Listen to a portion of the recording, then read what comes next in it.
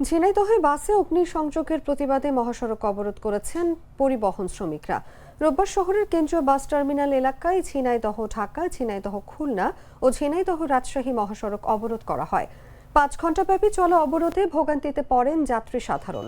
পরে বেলা 11:30টার দিকে অবরোধ প্রত্যাহার করেন শ্রমিকরা। পুলিশ ও পরিবহন শ্রমিকরা জানান, শনিবার রাতে বাস টার্মিনাল এলাকার তাজ ফিলিং স্টেশনে জ্বালানি তেল নিতে গিয়ে পাম্প কর্মীদের হামলায় এক যুবক নিহত হন। ওই ঘটনার জেরে তাৎক্ষণিক প্রতিক্রিয়ায় উত্তেজিত জনতা তাজ ফিলিং স্টেশনের মালিকের অপর একটি ফুয়েল পাম্পে ভাঙচুর করে। এছাড়া রাত 3:30টার দিকে ঝিনাইদহ কেন্দ্রীয় বাস টার্মিনালে দাঁড়িয়ে থাকা 3টি বাসে অগ্নিসংযোগ করে দুর্বৃত্তরা। আগুনে ক্ষতিগ্রস্ত বাসের মালিক জাহাঙ্গীর হোসেন। তিনি তাজ ফিলিং স্টেশনের মালিক সৃজনী এনজিও সংস্থার প্রতিষ্ঠাতা ও জেলা আওয়ামী লীগের সদস্য হারুনুর রশিদের ভাই।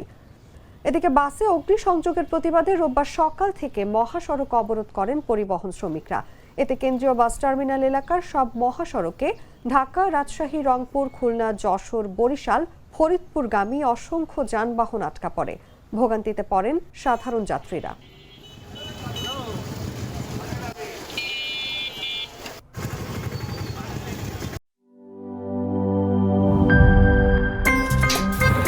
আমার একটা স্মার্ট সিদ্ধান্তে 25% গ্যাসের খরচ কমেছে। ভাবছেন কিভাবে?